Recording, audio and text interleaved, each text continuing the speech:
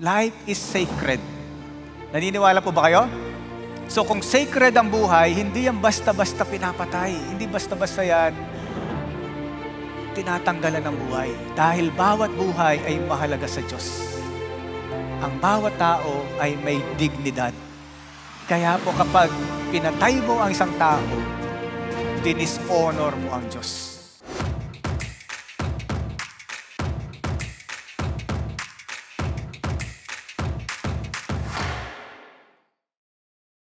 Ito po yung topic natin today. No? Do not murder, respect God, respect life. So ito pong utos na ito, relevant pa ba itong commandment na do not murder? Kaya po yung 10 utos, kaya ito binigay ng Diyos sa atin para matutunan natin siyang i-worship. Paano yon? Kasi po habang sinusunod natin yung utos ng Diyos, kagaya ng do not murder, mas nire-reveal niya yung sarili niya sa atin. At kung nire-reveal niya yung sarili niya sa atin, mas alam natin ngayon kung paano siya i-worship. For example, tingnan po natin itong commandment. No? The command is, you shall not murder. Exodus chapter 20, verse 13. Yung pong salitang murder sa Bible, no, ay may iba't ibang pagkakatranslate sa Hebrew word. So sa verse 13 ang gagamitin po natin, ay yung pagka-translate doon is ratsak. Pakibanggit po natin, ratsak. So yan po yung pagka-translate. No? Ano ba ibig sabihin ng ratsak? So literally, murder refers to the unlawful, sinful taking of innocent life. Pero isipin nyo rin, inutos ng Diyos na huwag pumatay. Pero, meron din tayong mababasa sa Old Testament na ang Diyos mismo, pinapatay niya yung mga bansa na ganito, na yung lahi nila ganito, mula sa magulang hanggang sa anak, pati yung mga hayop. May nabasa po ba kayong ganon sa Bible? So, do not murder, and yet, no, God commands to murder yung killing ng mga nations.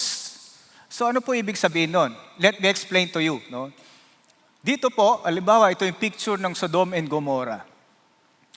So dito, I can say to you that God's act of judgment is never unjust. So these are righteous acts of divine justice from the one who is the giver and rightful owner of our life. Kanino ba galing ang buhay? Sa ating Panginoong Diyos. So ibig ba sabihin nito, dahil galing sa Diyos ang buhay, ay kaya niyang ipapatay yung iba na ayaw niya? So ito po yung bibigyan ko ng dalawang kwento sa Old Testament na kung saan very compassionate ang ating Diyos. So, kilalanin po natin siya sa Genesis chapter 15, verse 13. Sabi po niya dito, God said to Abraham. Sino po si Abraham? Ito si Abraham. Ito yung nung hindi pa siya tinawag na Father of all nations, nung tinawag na siyang Father of all nations, naging Abraham yung kanyang pangalan. So dito, Abram pa yung tawag sa kanya. Sabi niya, know for certain that your descendants will be strangers in a land that is not theirs, where they will be enslaved and oppressed for 100 years. So sino po kaya yung tinutukoy niya dito? Ang Israel. No? So ang Israel, napunta sila sa Egypt, at sa Egypt sila po ay naging alipin. Gaano po katagal? 400 years. No? So ngayon may significance yun. Tingnan natin. But sabi niya, but I will also judge the nation whom they will serve, and afterward they will come out with many possessions. Saan po nangyari yon? Sa Exodus. Ito po ay sinabi ng Diyos kay Abraham bago pa nangyari. No? So dito natin makita na ang Diyos natin, He is all-knowing. Alam na niya yung mangyayari in the future. So verse 15, sabi niya, as for you, you shall go to your fathers in peace. Anong sinasabi ng Diyos dito? Ikaw, hindi mo na yun maaabutan. Mamamatay ka na, Abraham. No? Sabi niya, you will be buried at a good old age, then in the 4th generation. So kanina, 400 years. No? Ngayon, 4th generation, this is, kasi 1 generation sa kanila is 100 years. So, 4 generations din ito. So sabi niya, after ng 4th generations, they will return here, no? Referring to Canaan. So bago pa yung promised land, pinakita na ng Diyos kay Abraham, ito yung promised land. Kaya lang yung mga Israelites, sabi niya, yung lahi mo, magiging alipin mo na sila for 100 years sa Egypt. Ano po yung reason? Sabi na dito, they will return here, no? After 400 years, for the iniquity of the Amorite is not yet complete. Ano po ibig sabihin nito? Tingnan po natin yung kung sino ang Diyos, no? Na hindi siya yung tipo na unjust. Exodus chapter 34 verse 6. Sabi na dito, the Lord God is compassionate and gracious, slow to anger, and abounding in loving kindness and truth, who keeps loving kindness for thousands, who forgives iniquity, transgression, and sin, yet He will by no means leave the guilty unpunished. So anong sinasabi dito ng Diyos? Nagbibless siya sa mga taong sumusunod sa Kanya for 1,000 years. Pero sa mga hindi sumusunod sa Kanya, yung mga guilty, sabi niya, ay He will not by no means leave the guilty unpunished, visiting the iniquity of the fathers, so yung kasalanan ng tatay, onto the children and onto the grandchildren to the third and fourth generations. So ibig sabihin, naghintay ang Diyos. 4 generations. 3 or 4 generations na sana magbago yung mga taong ito. Kaya lang, sadly, hindi sila nagbago. Kaya yun yung righteous judgment ng Diyos. Pinagbigyan sila ng 400 years. Imagine mo yon. Ganon din po sa pangalawang kwento sa Book of Jonah. Alam naman natin yung kwento ng Book of Jonah. Di po ba pinadala ng Diyos si Jonah sa Nineveh. So sa Nineveh, nakita ng Diyos yung kasamaan. Cruel din yung mga tao dito. No? Sila po ay nagsisi. Kaya ang sabi ng Diyos kay Jonah, should I not have compassion on Nineveh, the great city in which there are more than 120,000 persons who do not know the difference between the right and left hand, as well as many animals. Ang point ko dito, ang Diyos, hindi siya cruel na Diyos. Siya ay Diyos na very compassionate. Hinihintay niya tayo na magbalik loob. Noon pa man sa Old Testament, hanggang ngayon, hindi siya nagbabago. Kaya po, dalawa lang po yung point natin sa gabi na ito. Una, do not murder, respect God, respect life. Kaya tingnan po natin itong una, respect God. So to respect God is to value human lives. Alam niyo po ba na mahalaga sa Diyos ang buhay ng tao?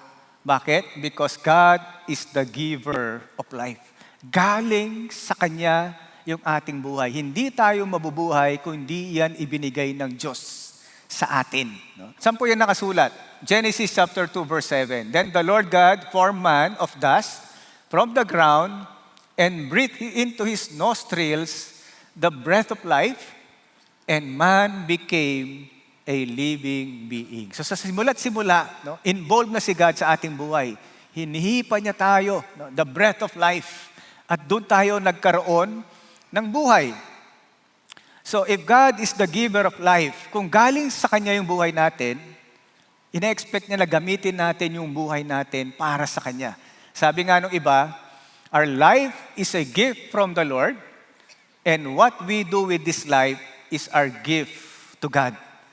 So kailangan pong, dahil galing sa Diyos ang buhay na ito, ina-expect niya na gamitin natin ito to please Him and to worship Him. Kaya sa Psalm 139, for you form my inward parts, you wove in my mother's womb. I will give thanks to you, for I am fearfully and wonderfully made. Ganun po tayo nilalang ng Diyos. Hindi lang ibinigay niyang buhay natin, talaga pong very delicate, very wonderfully made by the Lord. No? So, next point. So God is the giver of life, and we need to value human lives because we are created in the image of God. Genesis chapter 1. Sabi, then God said, let us make man in our image, no, referring to the work of the Trinity, according to our likeness. And let them rule over the fish of the sea and over the birds. In other words, binigyan ng trabaho. No? And verse 27, and God created man in His own image. In the image of God, He created them, male and female, He created them. So tayo po ay kinreate in the image of God. Ano ibig sabihin nun? Kamukha ba natin ang Diyos? Hindi po sa forma. Kundi we are mirroring. Tayo ay mirror, sumasalamin sa divine attributes o divine qualities ng Diyos. Ano ibig sabihin nun? Kapareho natin ang Diyos na mayroong intellect, mayroong emotion, mayroong creativity, meron tayong relational capacity, at meron din tayong free will. Kaya nung nilalang tayo ng Diyos, nilagay sa atin lahat yun para makarelate tayo sa Kanya. Dahil pareho tayo sa aspeto ng mga bagay na yon. Kaya dahil doon, life is sacred. Naniniwala po ba kayo? So kung sacred ang buhay, hindi yan basta-basta pinapatay. Hindi basta-basta yan tinatanggalan ng buhay. Dahil bawat buhay ay mahalaga sa Diyos. Ang bawat tao ay may dignidad. Kaya po kapag pinatay mo ang isang tao, dinishonor mo ang Diyos. Kaya po dito, sinasabi niya kailangan nating mabago yung ating pananaw kung paano natin tinitignan yung mga tao ngayon. Paano yon?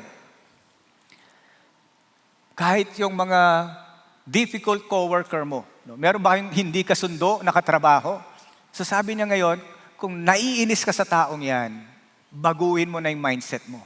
Tignan mo siya bilang bearer of Christ's image. Dala-dala niya ang image ng Diyos. Kailangan lang niyang makilala si Jesus, pero dala-dala niya yung image ni Jesus. Kaya po, baguhin na natin yung pananaw din natin sa mga strangers on the street. Misa kasi pag nakita tayo ng mga tao, naku, baka hold upper yan. No? Ginajudge na agad natin. Baguhin na rin natin yung pananaw natin sa mga tao na nagdi-disagree sa atin. No? At lalo na yung mga tao na nakasakit sa atin. At dito po, nilagay ko yung 5 Ds. Ito yung mga taong ang hirap makisamahan. Ano po yung una? Demanding. Basta na bang pakisamahan yung taong demanding? Pangalawa, disappointing. Pangatlo, difficult people. Pangapat, destructive. Panglima, disrespectful. So ito daw yung mga tao, no? Na mga ang hirap pakisamahan. Pero sinasabi ng Diyos, if you harm these people is to dishonor the one whose image they carry.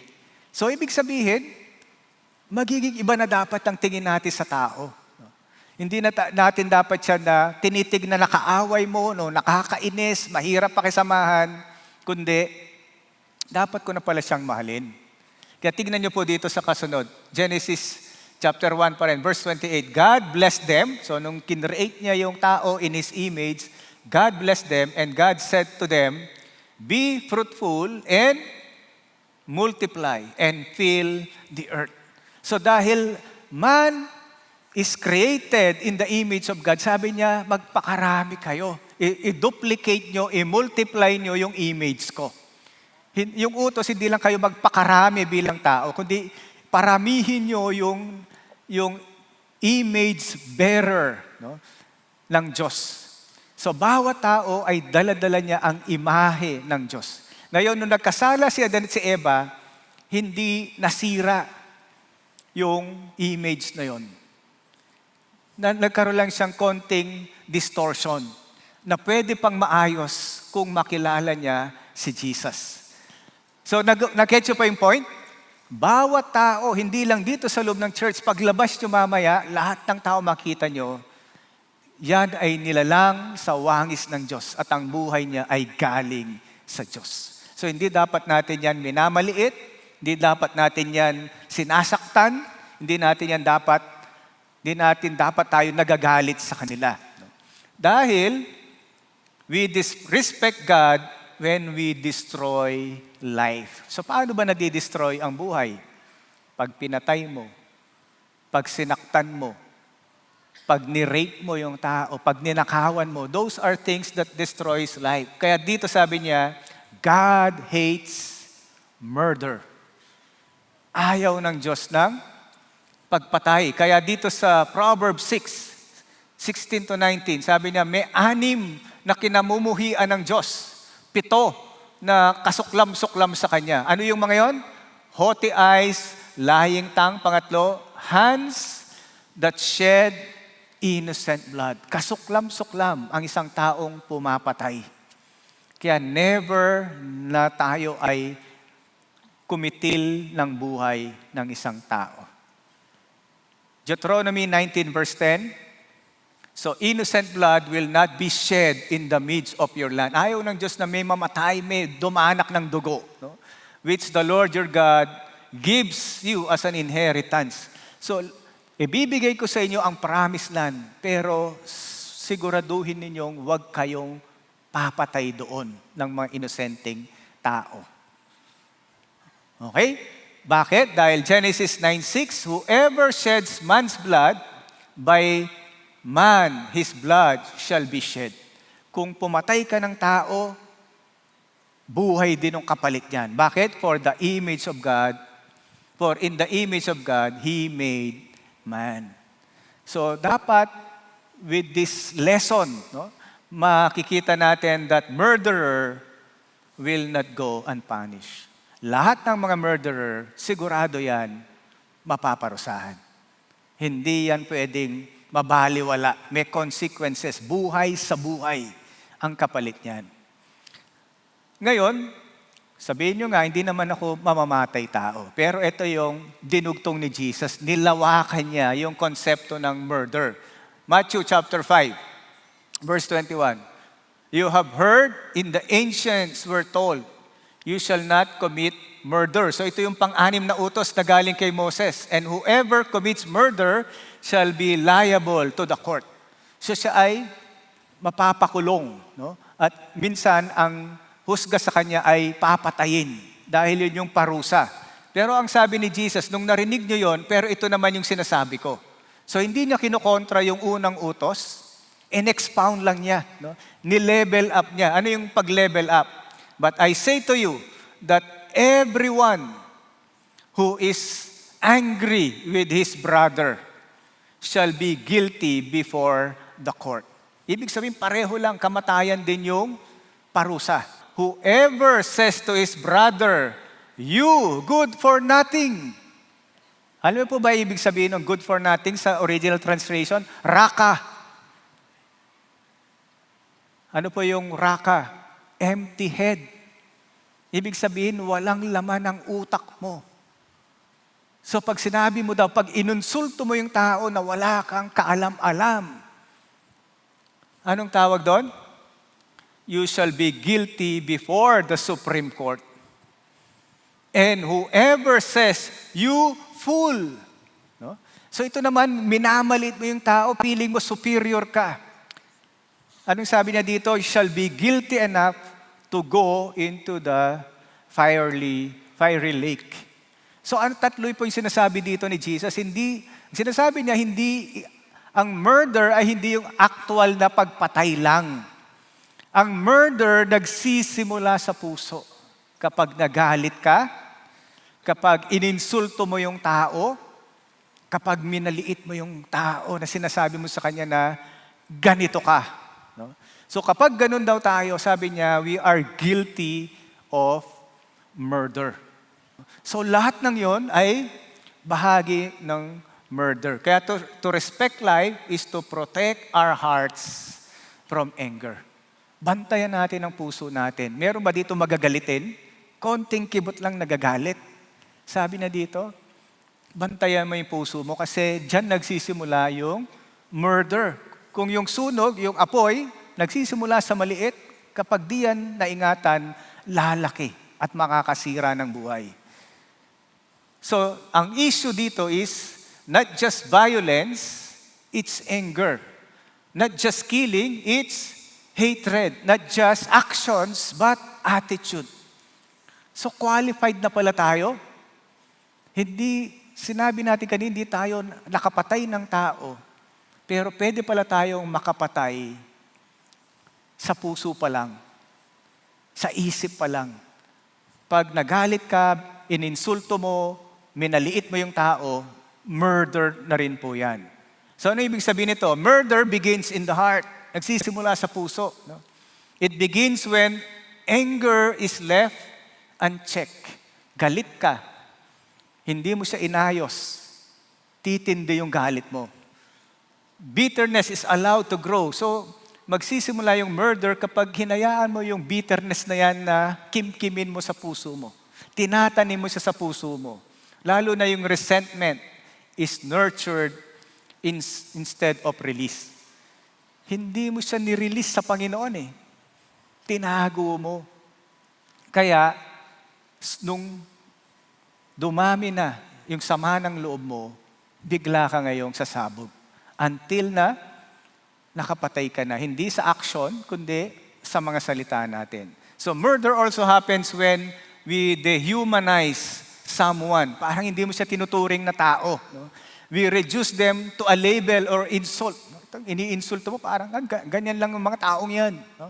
Huwag kang makisama dyan. Mga ganyan talaga yan. No? So nililabel mo yung mga tao. Ano pa?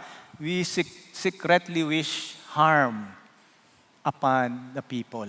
Kaya po, sabi na dito, you may never raise a weapon, kagaya ng baril o knife, but if you carry hatred in your heart, you are walking in the same direction. So walang pagkakaiba. Ang taong pumapatay ng may baril o panaksak, dun sa taong bit-bit niya yung sama ng loob sa kanyang puso laban sa ibang tao. Kaya po sabi sa 1 John chapter 3 verse 15, everyone who hates his brother is do you hate your brother? Meron pa dito, you hate your brother or somebody else? Anong tawag ng Bible? You are wow. And you know that no murderer has eternal life abiding in him. Wala siyang buhay na walang hanggan. Ibig sabihin, hindi siya saved. Wow. So kung ang anger is equivalent to murder, siguro ang dami na nating napatay. Tama po ba? Yung anger includes unrighteous anger, simmering resentment, explosive temper, yung bigla ka na lang nagagalit, refusing reconciliation, no? Silent hostility. Tahimik ka nga pero inaaway mo yung tao, galit na galit ka sa tao. And wishing harm on someone. So nagawa ko na yan. Hatred, bitterness, unforgiveness. Nandyan na naman yung cancel culture. Prejudice, personal vendetta. No, ito yung gumaganti ka. And delighting in another's suffering. No? Pag may nangyaring masama doon sa tao, masaya ka. Bagay lang sa iyan. So yung mga ganun pala, they are considered murder according to the verse sa Matthew chapter 5 na sinabi ni Jesus. Ano pa? Verbal destructions. Nangiinsulto ka para maliitin yung tao. No? Character assassination, slander, gossip. Ito yung may gift of tongues. No?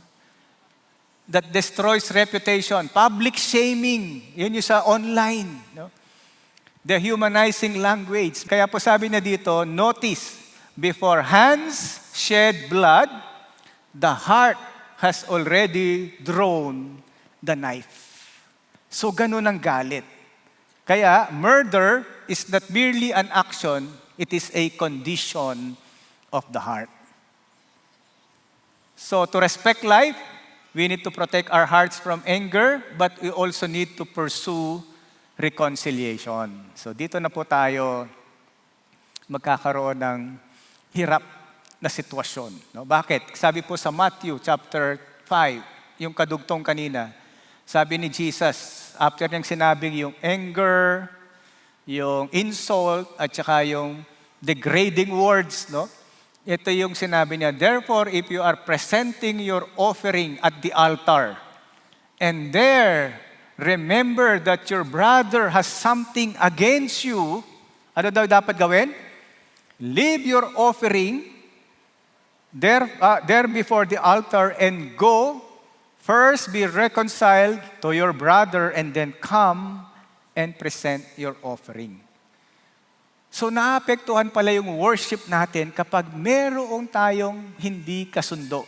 Take note, hindi ito yung ikaw yung may sama ng loob dun sa tao, kundi yung tao ang may sama ng loob sa'yo.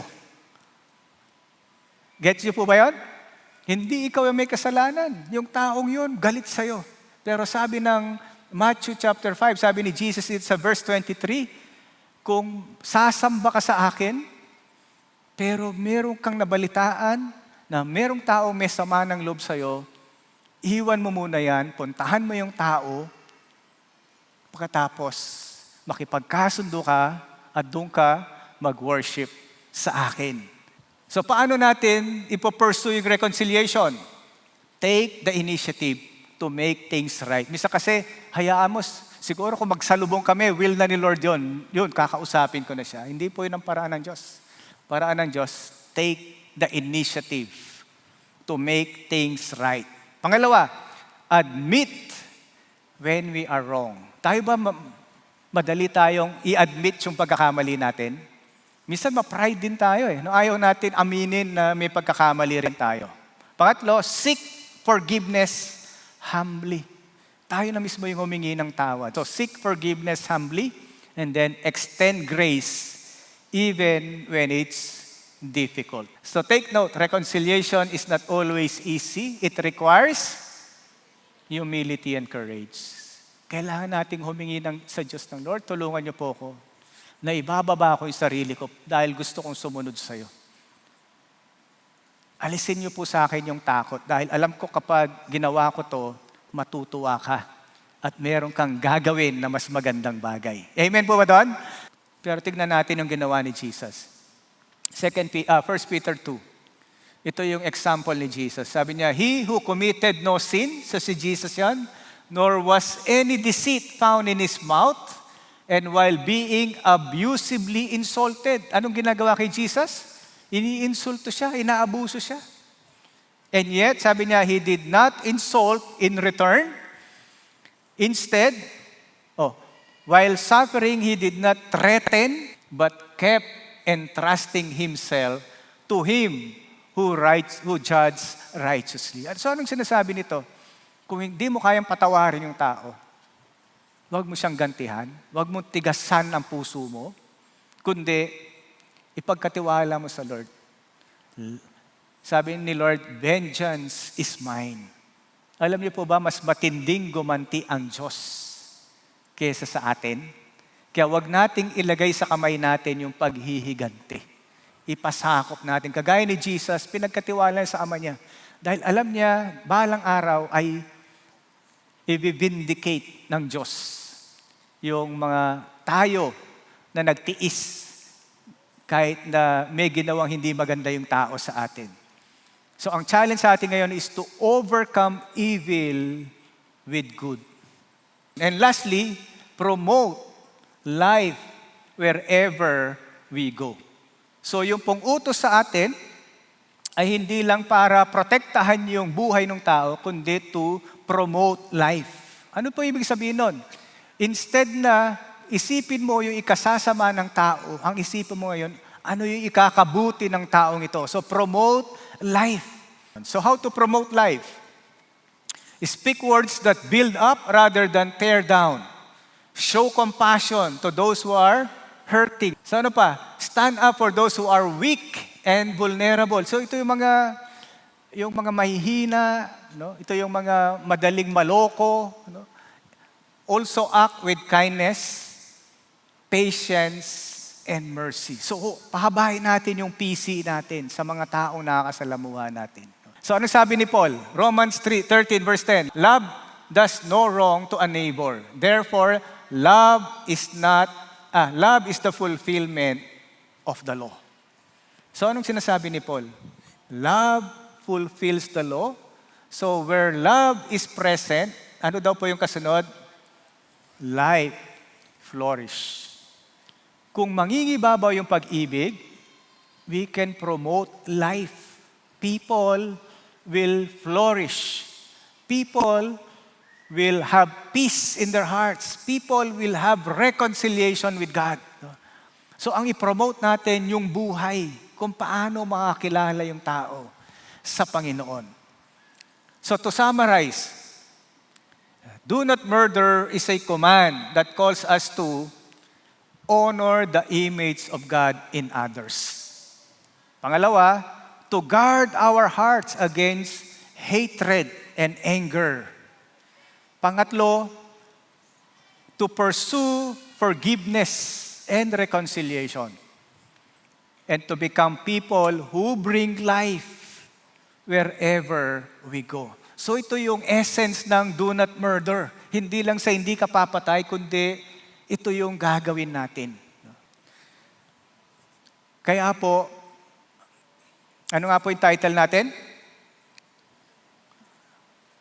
Nawala na tayo. Do not murder, protect God, protect life. Sabi ni Jesus, Jesus did not come only to give us commands, He came to transform our hearts. Where there is anger, He offers peace. Where there is hatred, He offers love. Where there is guilt, He offers forgiveness. In other words, ang solusyon sa ating problema sa anger, hatred, ay ang ating Panginoon because He can transform our hearts. So through Christ, we are not just restrained, we are renewed. So hindi tayo pinipigilan, kundi binabago niya tayo. The heart that once harbored resentment can become a heart that overflows with grace. Ano ibig sabihin nito? Ibig sabihin nito, kaya tayong baguhin ng Diyos. Kung masama ang puso mo, i-offer mo ito sa Panginoon.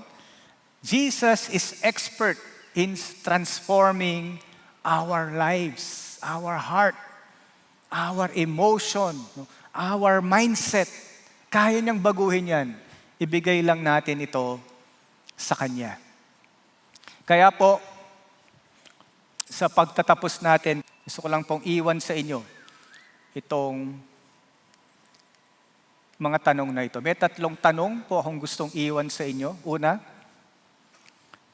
is there someone you need to forgive? Meron bang pinapaalala ang Diyos sa iyo na, anak, patawarin mo na si ganito?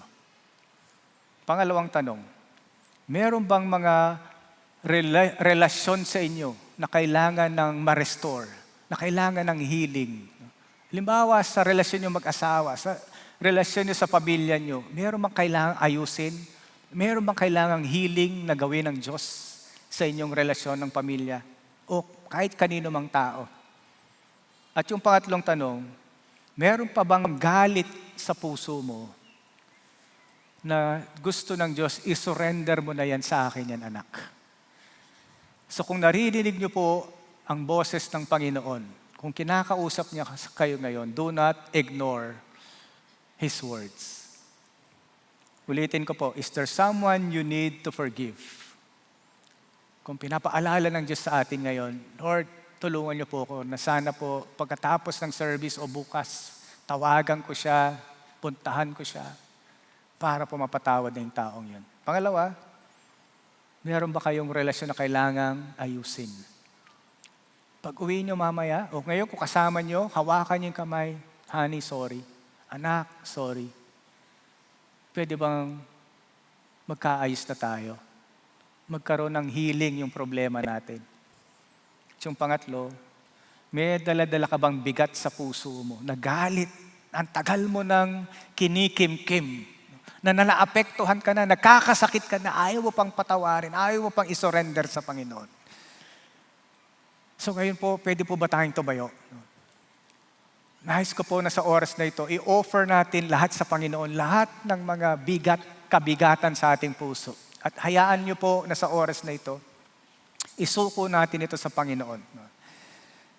At ipagdasal po natin. Sige po, panalangin po natin. Panginoong Diyos, alam niyo po yung aming sitwasyon, alam niyo yung nasa puso namin. Salamat po na kayo ang Diyos na napakahaba ng iyong compassion, napakahaba ng iyong pasensya, Panginoon. Kaya po humingi kami ng tawad sa mga galit sa aming mga puso. Kung may mga tao kaming sinaktan, kung may mga tao na hanggang ngayon hindi pa ayos ang relasyon, at kung may kinikimkim kaming galit, Panginoon, tulungan niyo po kami na sa oras na ito, maisurrender namin ito sa inyo. Palayain niyo po kami sa pagkakakulong ng mga galit na ito. Bagkus gawin niyo po kami na giver of life, that we will promote life wherever we go. Instead na saktan ang ibang tao, ay ipagdasal namin sila, mahalin namin sila, magpatawaran po kami sa isa't isa, Panginoon. Lord, linisin niyo po yung mga puso namin sa mga karumihan na ito. Nais po naming sumunod sa iyo. Nais po namin, Panginoong Yesus, na baguhin niyo po ang aming puso. Na yung mga galit sa puso namin, palitan mo ito ng kabutihan, pagmamahal, na pwede naming ialay sa aming mga mahal sa buhay at sa mga taong hindi ayos ang aming relasyon. So Lord, help your children who are here, Panginoon, na ma-overcome po itong problema namin na ito. At sa mga first time po na nakarating dito ngayon, maaring kinausap ka rin ng Diyos na, anak, ako yung nagbigay ng buhay mo. Ikaw ay nilikha ko ayon sa aking wangis. Yan ay nasira dahil sa kasalanan. Pero pwede pa yang maibalik. Mahalaga ka sa akin. At sinasabi ng Panginoon sa iyo, gusto kanyang makatagpo. Gusto kanyang ma-encounter sa buhay mo. At kilalanin mo si Jesus bilang Panginoon at tagapagligtas ng iyong buhay. Sabihin mo sa Kanya, Panginoong Jesus, nais kitang makilala. Salamat po na narinig ko ngayon na mahalaga ako sa iyo. Ang buhay ko ay galing sa iyo. At ang wangis mo ang daladala ko. Kaya po sa oras na ito, tulungan niyo ako makilala kayo ng personal. Tulungan niyo po ako na ako'y lumalim sa pagkakilala sa inyo. Pagharian niyo po yung aking buhay. Kayo na po yung kumilos sa akin simula ngayon. At sa ating pong lahat, Panginoong Diyos, sa amin pong lahat na nandito, dalahin ko po na sa paglabas namin sa worship hall na ito, tulungan mo kami na mai-apply ang aming mga natutunan. Hindi lang namin ito narinig mula sa aming tainga, kundi ito ay isa sa puso namin at ito ay ilalakad po namin, ibababa namin sa mga paa namin para mailakad namin sa pang-araw-araw naming buhay. Lord, thank you for being a loving, compassionate God. Mahal niyo kami. Pinakilala niyo sa amin ngayon na mahalaga kami sa iyo. Kaya gusto rin namin, Panginoon, ang buhay namin ay maipaglingkod sa inyo. Salamat po. Will you bless your people who are here and those who are watching online. Bless them mightily. In Jesus' name we all pray. Amen and amen. So palakpan po natin ang Diyos and God bless you po sa ating lahat.